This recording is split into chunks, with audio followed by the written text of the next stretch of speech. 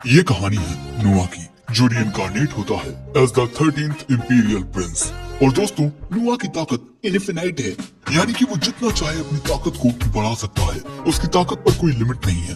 तो चलो देखते हैं कि नोआ किस हद तक अपनी ताकत को बढ़ाता है। कहानी की शुरुआत में जब हमारा हीरो अपनी आंखें खोलता है, तब उसे अपने सामने एक औरत दिखाई देती है। वो देखता है कि उसके हाथ भी किसी बच्चे की तरह हो गए हैं। और तभी वो अपना स्टेटस देखता है। ये जान उसे हैरानी होती है कि वो फिर से लेवल 1 पर आ चुका है। तभी वहाँ एक लंबा चौड़ा आदमी आता है, जो कि महाराज है। महाराज कहते हैं, ये बिल्कुल तुम पर गया है। इनकी बातों से हमारा हीरो और कंफ्यूज हो रहा था।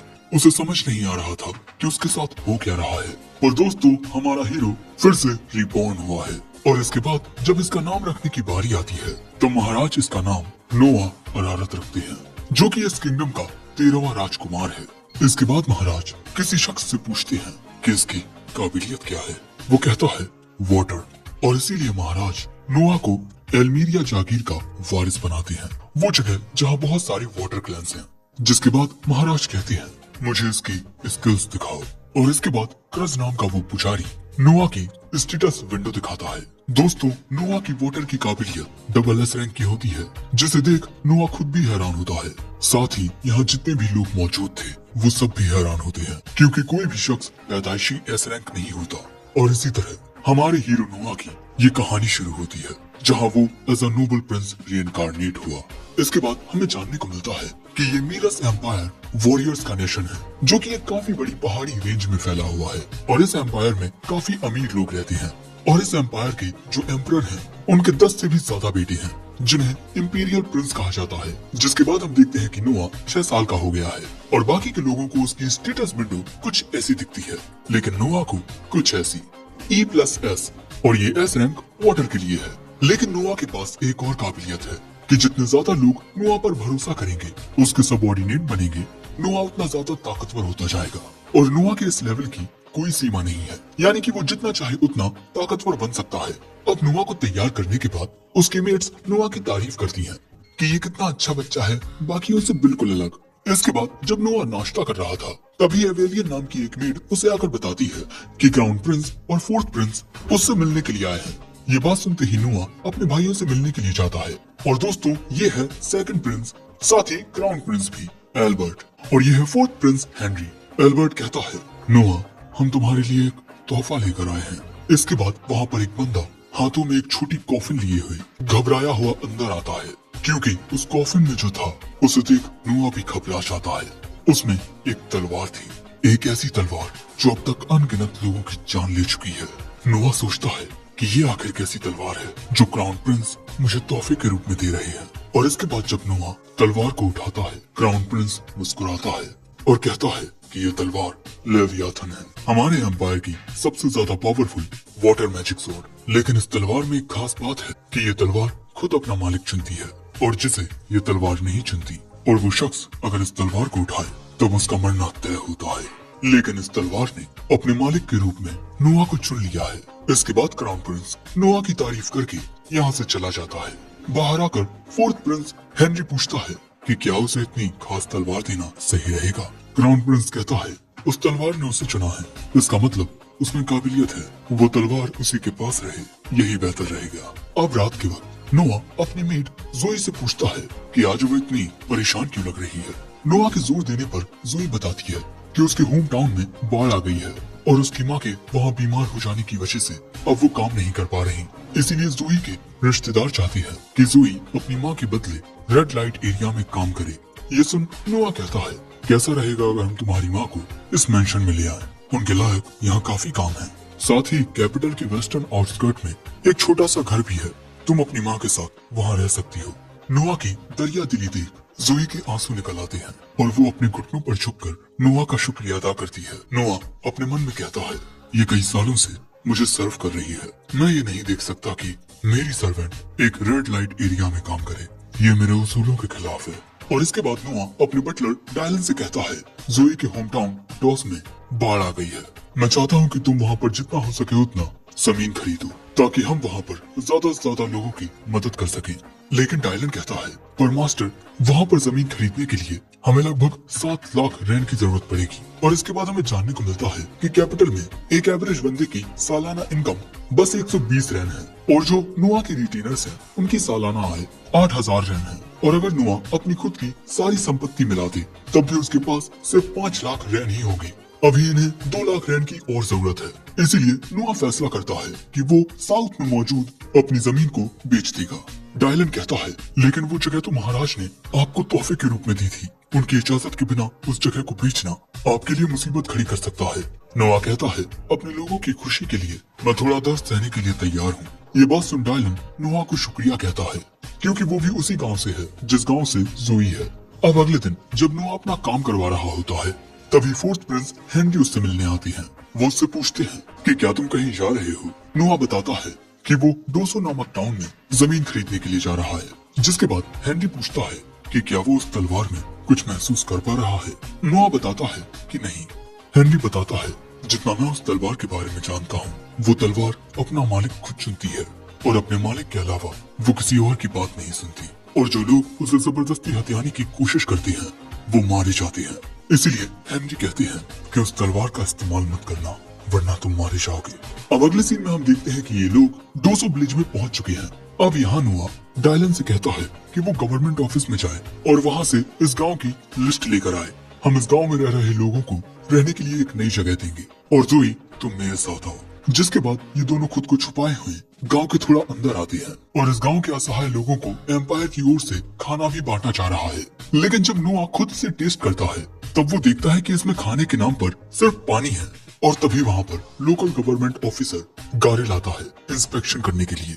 खाना बनाने वाले बावर्ची लोग इससे कहते हैं कि लॉर्ड गारेल आपके हिस्से का खाना आपके मेंशन में पहुंचा दिया गया है। लेकिन तभी वहाँ नोआ आकर कहता है मतलब यहाँ तुम लोग इन गांव वालों के हिस्से का खाना चुरा रहे हो। लेकिन गारेल कहता है बच्चे तुम्हें नहीं लगता कि तुम अपनी हाइट से ज्यादा बात कर रहे हो। मैं तो यहाँ इन गांव वालों की मदद कर रहा हूँ इन भिखारियों को खाना खिलाकर। और ये कहकर गारेल और उसके साथी हंसने लगते हैं। लेकिन तभी नोआ कहता है मुझे ऐसे लोग जरा भी पसंद नहीं है जो अपनी ताकत का इस्तेमाल कमजोरों को सताने में करें। लेकिन नोआ की बात सुन गारेल गुस्से में अपनी तलवार निकाल लेता है और अगले ही पल में हम देखते हैं कि द स्वॉर्ड लेवियाथन ग्लो करने लगती है और वो उड़ते हुए सीधा नोआ के पास आती है। और जब वो गारेल अपनी तलवार से नोआ पर हमला करने वाला था तब यहाँ वो तलवार अपनी ताकत का नमूना दिखाती है। उसकी ताकत इतनी ज्यादा थी कि उसे संभालने में नोआ को भी दिक्कत आ रही थी। उसे यहाँ चोटें भी आने लगती हैं। लेकिन इसके बावजूद भी नोआ कहता है कि अगर हम इस दुनिया में ज्यादा ताकत के साथ पैदा होते हैं तब हमें उस ताकत का इस्तेमाल उनकी मदद के लिए करना चाहिए जिन्हें भगवान कमजोर बनाकर पैदा करता है। और यही कहते हुए नोआ उस तलवार को पकड़ लेता है और कहता है कि अब से तुम मेरी तलवार हो लेवियाथन। और जैसे ही गैरल नोआ पर हमला करने वाला था नोआ अपनी तलवार से उसकी गर्दन को ही काट देता है। गैरल के सोल्जर्स नोआ को पकड़ने आते हैं पर नोआ एक हमला करके वहाँ धमाका कर देता है और उसके एक हमले से यहाँ काफी बड़ा खड्डा हो जाता है। और तभी यहाँ इन नाइट्स का लीडर आता है। ये चिरकुट कहता है हमें बचा लीजिए, इस बच्चे ने लॉर्ड गैरल को मार दिया है। लेकिन नोआ को देखते ही रॉबिन नाम का ये नाइट कैप्टन उसके सामने झुक जाता है। हमें जानने को मिलता है कि रॉबिन को इस एरिया में सिक्योरिटी के लिए तैनात किया गया था और वो फोर्थ प्रिंस हेनरी का सर्वेंट है। और इसके बाद जब सबको पता चलता है कि ये बच्चा 13th इंपीरियल प्रिंस है सभी लोग ये जान हैरान हो जाते हैं और उसके सामने झुक जाते हैं। नोआ बताता है कि उसने इस गैरल को इसीलिए मारा है क्योंकि ये गांव वालों के हिस्से का खाना अपनी जेब में रख रहा था। मैं चाहता हूँ कि अब इन गांव वालों को सही से खाना बांटा जाए। नोआ की ये बात सुन सभी गांव वाले बहुत खुश हो जाते हैं और नोआ की जय जयकार करने लगते हैं। लेकिन इसके बाद की बात क्राउन प्रिंस एल्बर्ट को पता चलती है। वो कहता है तो उस तलवार ने नोआ को अपना मालिक चुन लिया है। जितना मैंने सोचा था वो उससे ज्यादा काम का है। अब इसके बाद नोआ महाराज के बुलाने पर उनके पास आता है और उन्हें पूरे इंसिडेंट के बारे में बताता है। महाराज कहते हैं तुमने ये बहुत अच्छा किया नोआ, ऐसे लोगों को मौत की सजा मिलनी चाहिए। वैसे मुझे ये भी सुनने में आया है कि तुमने the greatest water sword Leviathan को अपने काबू में कर लिया है। और इसके बाद जब महाराज नोआ की स्टेटस विंडो देखते हैं तो वो भी ये देख हैरान हो जाते हैं कि नोआ की वाटर रैंक SSS रैंक हो गई है। और ये देख महाराज नोआ की तारीफ करते हैं जिससे नोआ काफी खुश होता है। इसके बाद हमें जानने को मिलता है कि मीरस एम्पायर का कैपिटल नेशन की गवर्नमेंट का सेंटर है, यानी कि ये पूरे एम्पायर का सबसे ज्यादा फाइनेंशियली स्टेबल एरिया है। यहाँ के लोग फाइनेंशियली इतने ज्यादा स्टेबल हैं कि लोग इस जगह को the most prosperous city in the world कहते हैं। और यही आज नोआ आया हुआ है क्योंकि उसने एक ऐसे सिंगर की अफवाहें सुनी है जिसकी आवाज बहुत ही ज्यादा सुरीली है। और यहाँ नोआ ज़ोई के काम की भी बहुत तारीफ करता है कि वो कितनी ज्यादा ब्रिलियंट है। वो हर एक छोटी छोटी बात पर ध्यान भी देती है। इसके बाद नोआ उस जगह पर पहुंचता है जहां वो सिंगर गाना गाती है और इसके बाद नोआ उसे गाना गाते हुए सुनता है। वो ऊपर से उस लड़की को देखता है। ज़ोई बताती है कि इसका नाम एलिस है, जो कि अपने गाना गाने की कला में बहुत ही ज्यादा माहिर है। लेकिन तभी ऑडियंस में से एक बंदा स्टेज पर आते हुए कहता है, तुम्हें नहीं लगता कि तुम यहाँ गाना गाकर अपना वक्त बर्बाद कर रही हो? यहाँ गाना गाकर तुम अपने पिता का कर्जा कभी नहीं उतार पाओगी। और इसके बाद ये टकलू एलिस को गलत तरीके से टच करते हुए कहता है, तुम्हारे पास कितना अच्छा फिगर है, मेरे पास एक दूसरा तरीका है जिससे तुम अपने पिता का कर्जा बहुत जल्दी उतार लोगी। लेकिन तभी नोआ उनकी ओर आते हुए कहता है, क्या तुम लोग ये भूल चुके हो कि इंपीरियल लॉ 67 आर्टिकल 2 के अंदर ये साफ तौर पर लिखा गया है कि बच्चों को अपने पेरेंट्स का कर्जा चुकाने की कोई जरूरत नहीं है, और तुम जो उसके साथ करने की कोशिश कर रहे हो वो एक क्राइम है। लेकिन तभी ये टकलू नोआ की कॉलर पकड़ लेता है, उसे गालियां देते हुए। सो नोआ अपनी तलवार निकालकर उस टकलू और उसके पंटरों को वहाँ इंसर्ट कर देता है, जिसके बाद वो तीनों यहाँ से डरकर भाग जाते हैं। और फिर नोआ एलिस से कहता है कि अगर ये लोग तुम्हें फिर से परेशान करें तो मुझे बताना। और इसके बाद सभी लोग ये जान हैरान होते हैं कि ये छोटा सा बच्चा इंपीरियल प्रिंस है। इसके बाद नोआ एलिस से कहता है, मैं तुम्हारे बारे में जानता हूँ, तुम्हें अपनी माँ के ट्रीटमेंट का भी खर्चा उठाना पड़ता है।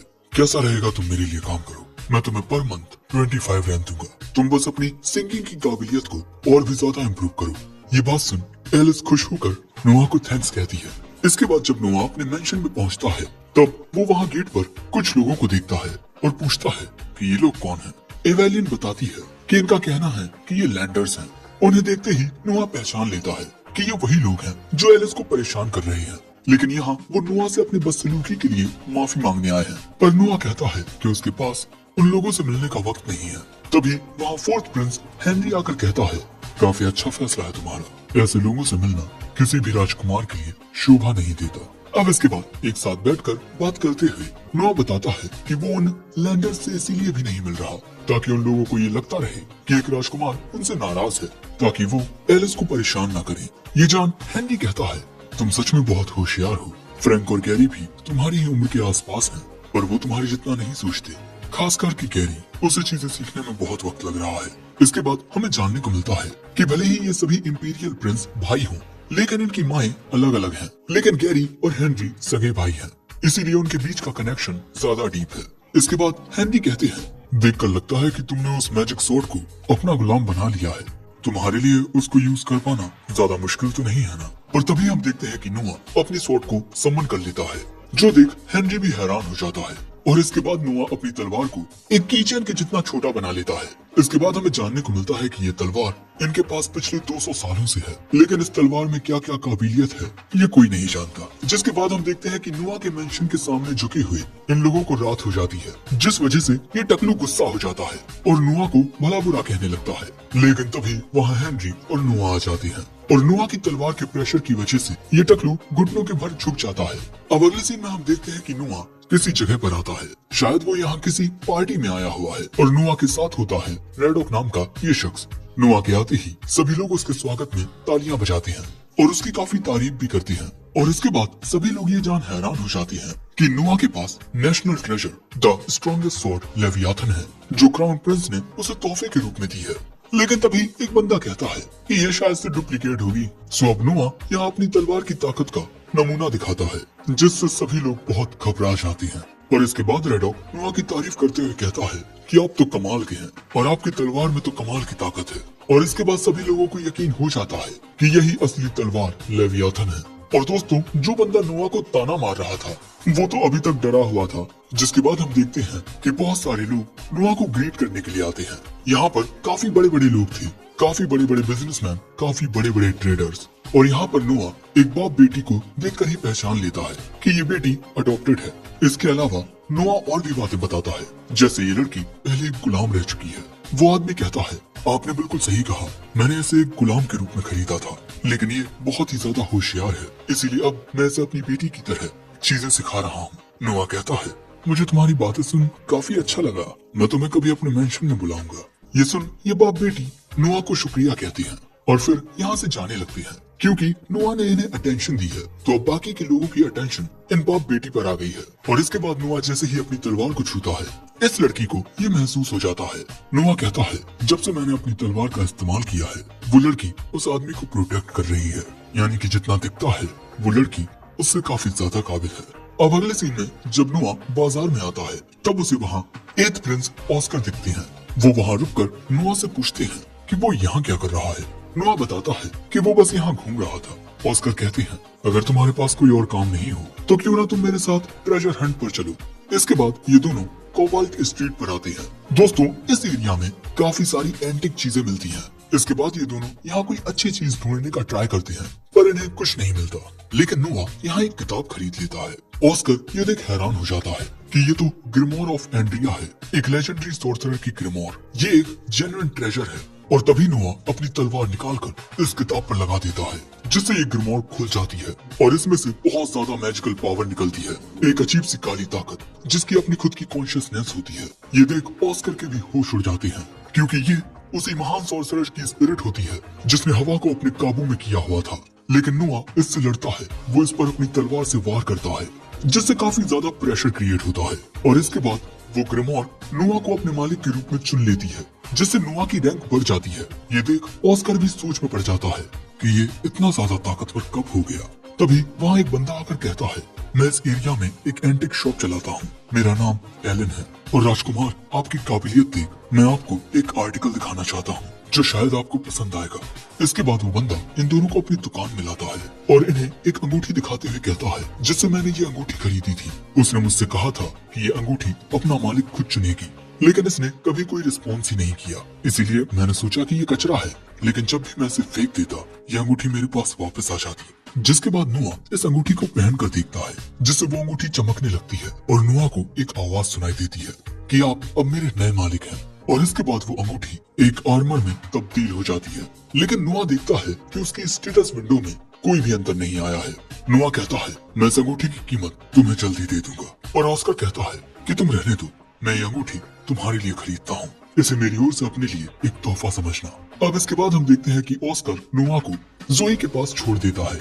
नोआ अपने भाई ऑस्कर को शुक्रिया कहता है, लेकिन तभी यहाँ ये टकलू आ जाता है नोआ पर हमला करने के लिए। पर नोआ अपनी अंगूठी से एक शील्ड बनाकर खुद को प्रोटेक्ट कर लेता है और इसके बाद इस टकलू को पकड़ लिया जाता है। और इसके बाद हमें जानने को मिलता है कि नोआ ने इस अंगूठी को अपनी तलवार के साथ लिंक कर लिया है।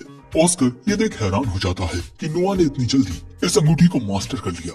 इसके बाद नोआ एलिस की परफॉर्मेंस देखने आता है और हमें जानने को मिलता है कि उस टकलू का खेल अब खत्म हो चुका है जिसने नोआ पर हमला किया था। लेकिन यहाँ हम देखते हैं कि एलिस के साथ कोई बंदा छेड़खानी कर रहा था और एलिस को लेकर यहाँ दो बंदों के बीच लड़ाई भी होने लगती है। लेकिन तभी बीच में नोआ आ जाता है और वो अपनी तलवार से उन दोनों को सबक सिखा देता है, जिसके बाद वो दोनों यहाँ से भाग जाते हैं। और इसके बाद नोआ इस हॉल के ओनर से कहता है कि उन लोगों को अंदर फिर कभी मत आने देना। पर वो ओनर कहता है कि ऐसे ही लोगों की वजह से तो मेरा धंधा चलता है, अगर मैंने उन्हें आने से रोका तो नोआ कहता है, मैं तुम्हारा ये बिजनेस खरीदता हूँ। और इसके बाद नोआ उस ओनर को 1000 रन दे देता है। एलिस कहती है, प्रिंस मैं आपका ये कर्ज कैसे उतारूंगी, आप मुझ पर इतने उपकार कर रहे हैं। नोआ कहता है, मुझे तुम्हारी आवाज सुनना पसंद है, तुम बस गाने गाती रहो और इसी तरह तुम्हारा सारा कर्ज उतर जाएगा। ये बात सुन खुशी के मारे एलिस के आंसू आ जाते हैं और पहली बार हमें एलिस की खूबसूरत आंखें देखने को मिलती हैं। इसके बाद नोआ अपनी जगह पर आकर बैठ जाता है और फिर एलिस अपना गाना गाना शुरू करती है। और नोआ यहाँ अपने मन में कहता है, मैंने बिल्कुल सही सोचा था, ये लड़की किसी खजाने से कम नहीं है। अब अगले सीन में जब नोआ तैयार हो रहा था, तभी उसे बताया जाता है कि उससे मिलने के लिए गवर्नर जनरल ऑफ होलजोय डेड मार्ली आए हैं। नोआ कहता है, उन्हें अंदर आने दो। इसके बाद हमें जानने को मिलता है कि रॉयल फैमिली में जब भी कोई राजकुमार पैदा होता है तब उसे कोई ना कोई जागीर दी जाती है, ताकि वो छोटी ही उम्र से ये सीख सके कि किस तरह से शासन किया जाता है। और उस जागीर में रहने वाले लोग उस राजकुमार को ही अपना राजा मानते। और एल्मीरिया जागीर में पैदा हुआ डेड मार्ली भी नोआ को अपना राजा मानता है। अब इसके बाद इनके बीच बातचीत होती है। हमें जानने को मिलता है कि लगभग 1.5 साल पहले नोआ डैड से पहली बार मिला था, जब महाराज ने डैड को as a governor general appoint किया था। नोआ पूछता है, जितना मुझे पता है तुम्हें होलजॉय टाउन में बाढ़ के बाद वहाँ की सिचुएशन को मैनेज करने के लिए भेजा गया है। हमें जानने को मिलता है कि होलजॉय एक ऐसा एरिया है जहाँ पर फसलें बहुत ही अच्छे से होती हैं, और पानी के करीब होने की वजह से वो अक्सर बाढ़ की वजह से पानी में डूब जाता है। और डैड अब यहाँ एक समस्या लेकर आया है। डैड बताता है कि इन्हें काफी वक्त से फंडिंग नहीं मिली है, जिस वजह से इनका काम रुका हुआ है। अब ये जान नोआ डैड को अपने साथ मिनिस्टर ऑफ फाइनेंस के पास लाता है। हाँ, यही टकलू और मोटा, इसका नाम मैवरिक है। नोआ पूछता है, आखिर डैड को उसके काम के लिए फंडिंग क्यों नहीं मिल रही है? मैं इसकी वजह जानना चाहता हूँ। मैवरिक कहता है, होलजॉय टाउन में हर साल बाढ़ आती है, इसीलिए हमारे अच्छे महाराज ने इस टाउन के लिए टैक्स लगभग खत्म कर दिया है, और इसीलिए मुझे लगता है कि इन लोगों को अपने काम के लिए उसी टैक्स से बचने वाले पैसे का इस्तेमाल करना चाहिए। पर नोआ कहता है कि महाराज ने इनके टैक्स को इसीलिए माफ किया था क्योंकि इन लोगों के पास पैसे ही नहीं थे, और जब इन लोगों के पास पैसे ही नहीं है तो ये लोग इस्तेमाल किसका करेंगे? सो मैवरिक कहता है, लेकिन हमारे पास इस वक्त इन्हें भेजने के लिए जरा भी पैसे नहीं है। आपको तो याद होगा ना कि हमारे महाराज अब दिन ब दिन और बूढ़े हो रहे हैं, इसीलिए हम समर्स के लिए उनके लिए एक ऐसा विला बना रहे हैं जहाँ उनको गर्मियों में जरा भी गर्मी ना लगे और गर्मी में ठंडक का एहसास हो। और वो विला बनाने के लिए बहुत सारे पैसों की जरूरत है, इसीलिए डैड को देने के लिए मेरे पास जरा भी पैसे नहीं है। पर नोआ कहता है कि ये तुम कैसी बकवास कर रहे हो? एक गांव जिसमें बाढ़ की वजह से सब कुछ तबाह हो गया हो, उनकी मदद करने के बजाय हम एक विला बना रहे हैं। तुम्हें क्या मैं और मेरे पिता बेवकूफ नजर आते हैं जो हम तुम्हारी बात पर यकीन कर लेंगे? ये सुनते ही मैवरिक नोआ के सामने झुककर कहता है, मेरी बातों का ये मतलब नहीं था। आप जरा भी चिंता मत कीजिए, मैं जल्द से जल्द इनके लिए फंडिंग का इंतजाम करता हूँ। अब नोआ की बात करने की काबिलियत देख डैड कहता है, आप सच में कमाल के हैं राजकुमार। आपने सिर्फ अपनी बातों से फाइनेंस मिनिस्टर को घुटनों पर ला दिया। मैं इस उपकार के लिए हमेशा आपका आभारी रहूंगा। इसके बाद डैड अपने काम पर निकल जाता है, और इसके बाद एक बंदा नोआ के लिए एक मैसेज लेकर आता है कि महाराज ने उसे मिलने के लिए बुलाया है। और इसके बाद जब नोआ महाराज के पास पहुंचता है, महाराज कहते हैं, तुमने बहुत ही अच्छे से होलजॉय सिटी का मामला निपटाया है। नोआ कहता है, मैंने वही किया है जो कोई और करता। पर महाराज नोआ के सिर पर हाथ रख के कहते हैं, तुमने सही कहा, लेकिन एक 6 साल के बच्चे के लिए चीजों को इतना अच्छे से हैंडल कर पाना मेरी नजरों में तो लगभग नामुमकिन है। वैसे ये है Leviathan, the strongest water sword, और इसने तुम्हें अपने मालिक के रूप में चुन लिया है, लेकिन इसकी हिस्ट्री कुछ खास अच्छी नहीं है। वैसे मैंने तुम्हारे लिए स्वॉर्ड्समैनशिप में माहिर एक इंस्ट्रक्टर को यहाँ बुलाया है, और इसके बाद हमें किंगडम का ग्रेटेस्ट स्वॉर्ड्समैन डेमियन नोबल देखने को मिलता है। महाराज कहते हैं, तुम इनसे स्वॉर्ड्समैनशिप सीखोगे। और तभी यहाँ डेमियन कहता है, महाराज अगर आपकी इजाजत हो तो मैं राजकुमार के साथ एक छोटा सा मुकाबला करना चाहूंगा, ताकि मैं उनकी काबिलियत को परख सकूं।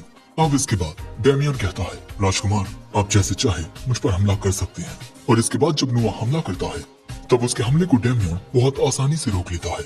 और तभी नोआ को लेवियाथन की मेमोरीज याद आने लगती हैं, जैसे किस तरह उसका पुराना मालिक लेवियाथन को यूज करता था।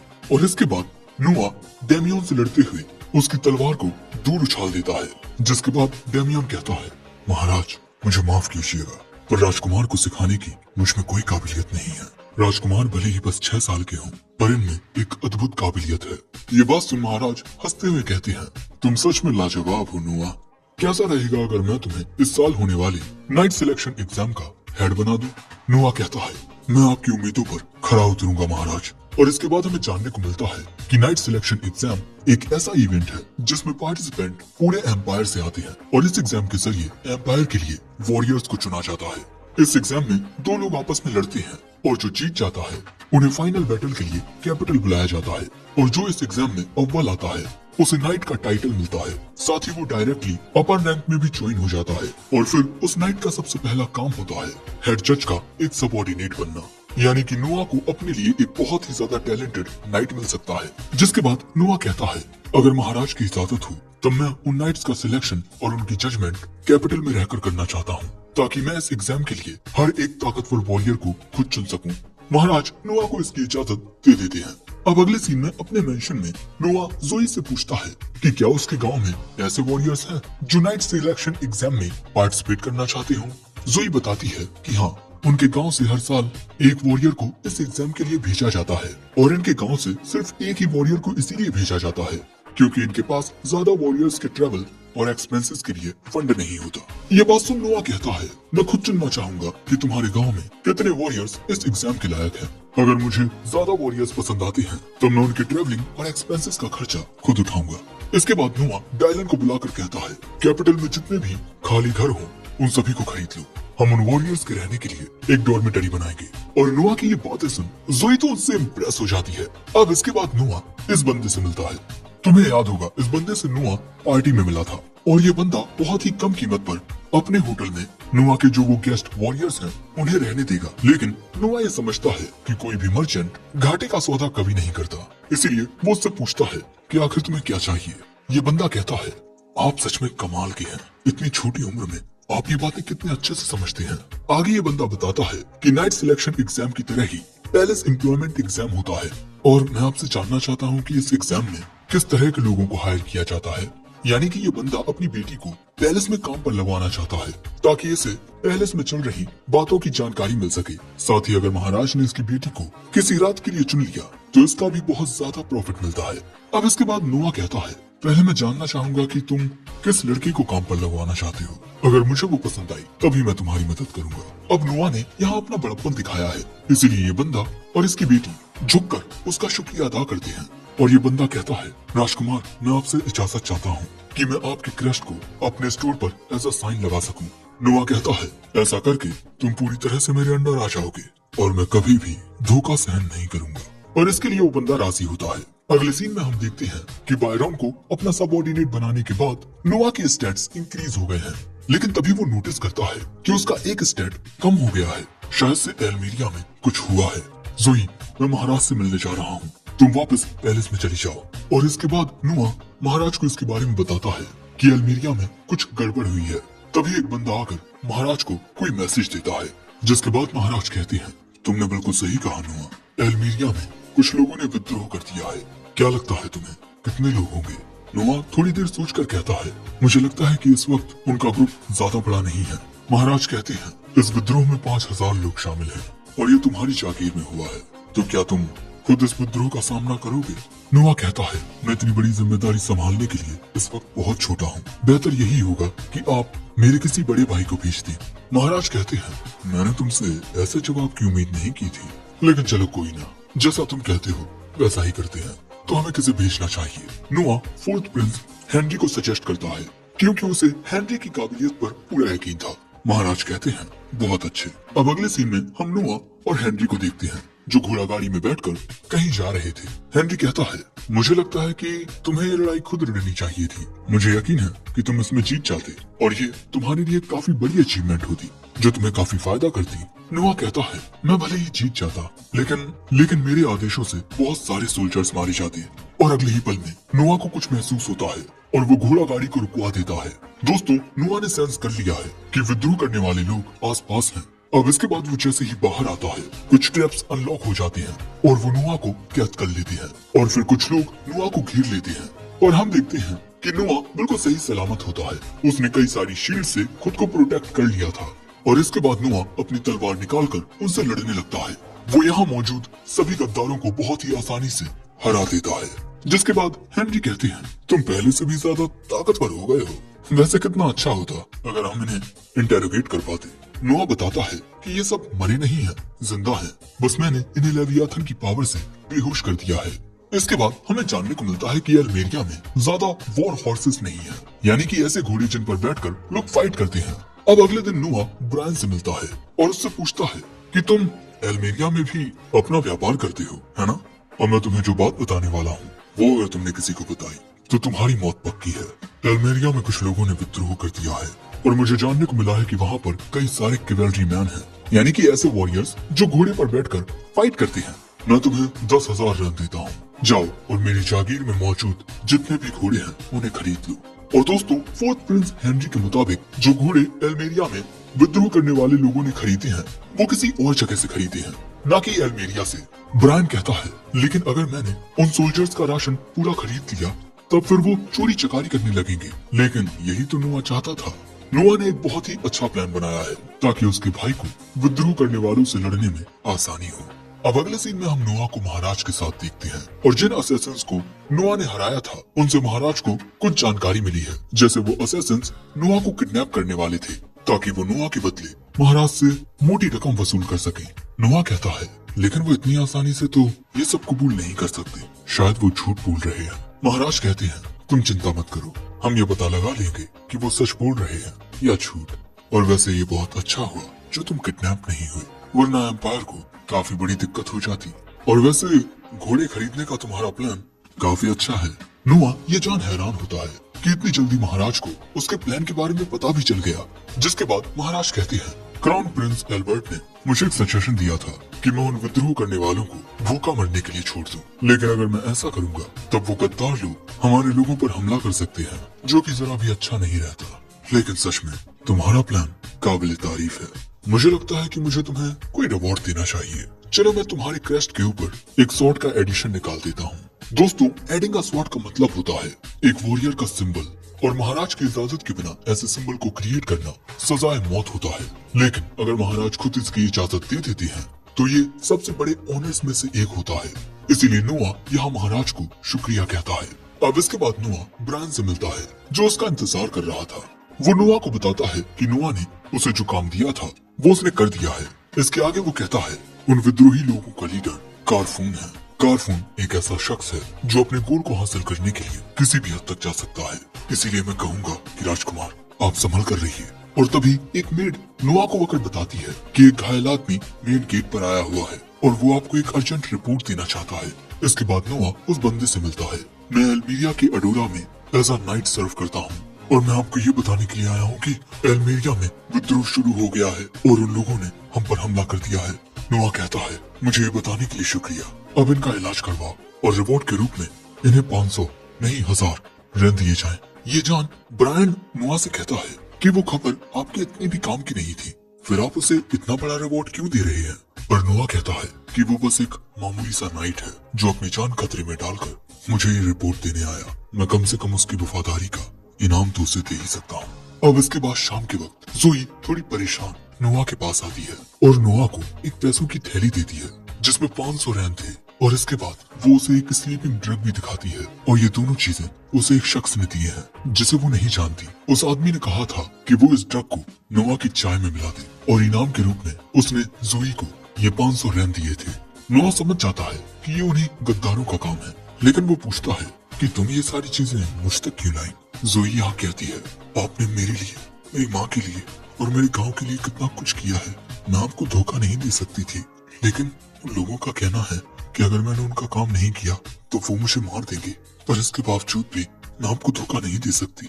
ये सुन नोआ जोई को एक रिवॉर्ड देता है। काबिल तारीफ है जो तुमने मुझे धोखा नहीं दिया। तो एज अ रिवॉर्ड उन्होंने तुम्हें जो अमाउंट दिया है मैं बस उसमें एक 0 ऐड कर रहा हूँ।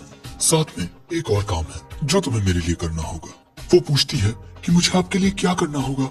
नोआ कहता है कि मैं इस ड्रग को पीने वाला हूँ, फिर जब मैं सो जाऊं तो मुझे उनके पास ले जाना और उसके बाद वहाँ से तुरंत भाग जाना। दोस्तों, शायद नोआ ने कोई प्लान बनाया है। अब अगले सीन में हम देखते हैं कि नोआ किडनैप हो चुका है और जब उसे होश आता है तब उसके हाथ पैर बंधे हुए थे, पर नोआ के पास अपनी अंगूठी और अपनी तलवार दोनों होते हैं और यहाँ पर वो बहुत आसानी से अपनी रस्सियों को काट देता है।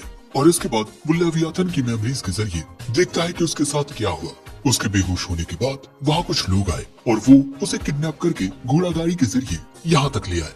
और इसके बाद नोआ इन गद्दारों से लड़ने के लिए खड़ा हो जाता है। नोआ को देख ये गद्दार कहते हैं पिछली बार तो तुम्हें तुम्हारे भाई ने बचा लिया था, इस बार कोई नहीं आने वाला बचाने।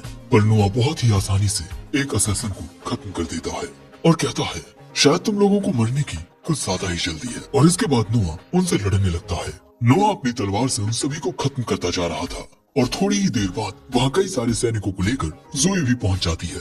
और फिर हमें जानने को मिलता है कि नोआ ने कहा था कि जोई छुपी रहे, लेकिन जोई को नोआ की इतनी ज्यादा चिंता हो रही थी कि वो कुछ सैनिकों के साथ उसकी मदद के लिए खुद यहाँ आ गई। इसके बाद नोआ कहता है इन सभी को बंदी बना लो, लेकिन ऐसा करते हुए एक असैसिन की तलवार गिर जाती है। सो एक सोल्जर अब उस तलवार को उठाने वाला था, पर नोआ चिल्लाकर उसे ऐसा करने से रोक देता है और फिर उन सभी को थोड़ा दूर हो जाने को कहता है, क्योंकि दोस्तों नोआ को इस तलवार में से बहुत ही ज्यादा खतरनाक काली ताकत महसूस हो रही थी। इस तलवार पर एक कर्ज लगा हुआ है और लेवियाथन की मदद से नोआ इसे सेंस कर सकता है। इसके बाद नोआ अपनी तलवार निकाल कर कहता है, शायद तुम्हारे लिए करना आसान रहेगा अगर तुम स्ट्रॉन्गेस्ट वाटर स्वॉर्ड हो। और इसके बाद लेवियाथन तलवार अपनी पावर को रिलीज करती है। ये बहुत तेज रफ्तार के साथ आसमान में जाते हुए अंतरिक्ष में पहुंचकर एक शख्स तक पहुंचती है और उसे खत्म कर देती है। शायद ये शख्स हर एक चीज का मास्टरमाइंड होगा। जिसके बाद अगले सीन में नोआ महाराज से मिलता है और महाराज नोआ की काफी तारीफ करते हैं कि कल रात उन विद्रोह करने वालों का लीडर मारा जा चुका है और मैं जानता हूँ कि ये तुमने किया है। और अपने लीडर के मर जाने के बाद जो भी विद्रोह करने वाले थे उन्होंने भी बहुत ही आसानी से हार मान ली। और इस विद्रोह में जितने भी लोग शामिल थे महाराज उन्हें खुद सजा देंगे। महाराज अपना फैसला सुनाते हैं और वो उन्हें एक सजा देते हैं। ये कहते हुए, नोआ, उन्होंने तुम्हारी जागीर में विद्रोह करने की गुस्ताखी की है जिसकी उन्हें कड़ी से कड़ी सजा मिलेगी। और तभी यहाँ नोआ कहता है, महाराज मैं चाहूंगा कि आप उन लोगों को ना माने। ये सुन महाराज हैरान हो जाते हैं और पूछते हैं कि तुम्हारे कहने का मतलब क्या है। नोआ कहता है, हम उन्हें कानूनी रूप से सजा देंगे। कानून के मुताबिक सिर्फ उन्हीं को मौत की सजा मिलती है जो रिबेल लीडर्स होते हैं। इसलिए मुझे लगता है कि कानून के मुताबिक ही एम्पायर को विद्रोह करने वालों को सजा देनी चाहिए। नोआ की बात सुन हॉल में मौजूद सभी लोग चुप रह जाते हैं। महाराज कहते हैं, तुमने सही कहा, हर एक चीज कानून के मुताबिक चलनी चाहिए, लेकिन इन लोगों को एक छोटी सजा देना काफी नहीं होगा। हम कानून के दायरे में ही इन्हें कड़ी से कड़ी सजा देंगे। नोआ कहता है, जैसा आप कहें महाराज। अब इसके बाद महाराज फर्स्ट प्राइम मिनिस्टर नोजल को ये सारा मैटर हैंडल करने को दे देते हैं। अब इसके बाद हॉल में सभी लोग नोआ की तारीफ करने लगते हैं। जिसके बाद महाराज कहते हैं, तुमने मुझे कानून तोड़ने से रोका है, मैं तुम्हें इसका रिवॉर्ड जरूर दूंगा।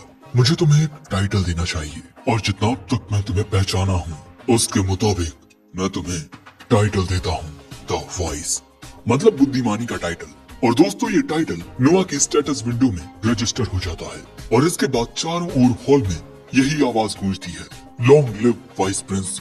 जिसके बाद महाराज कहते हैं, वैसे नोआ नाइट सिलेक्शन एग्जाम जल्दी होने वाला है, क्या तुमने डिसाइड किया है कि तुम किस तरह से अपनी जजमेंट दोगे? नोआ बताता है कि उसके पास एक प्लान है और इसके बाद अगले सीन में नोआ इस प्लान के बारे में महाराज को बताता है कि वो किस तरह से अपनी जजमेंट देगा। नोआ एक बंदे को खुद पर हमला करने को कहता है।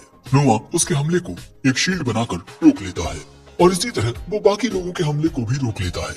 और इसके बाद नोआ कहता है, मैं इसी तरह से सभी पार्टिसिपेंट से मुझ पर हमला करने को कहूंगा और मैं इस बेस पर उन्हें जज करूंगा कि उनका अटैक मेरे कितने करीब पहुंच पाता है। महाराज कहते हैं, तरीका तो काफी अच्छा है पर इसमें काफी रिस्क है।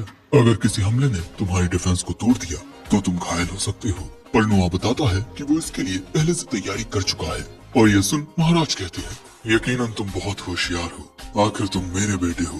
नोआ बस महाराज को शुक्रिया कहता है।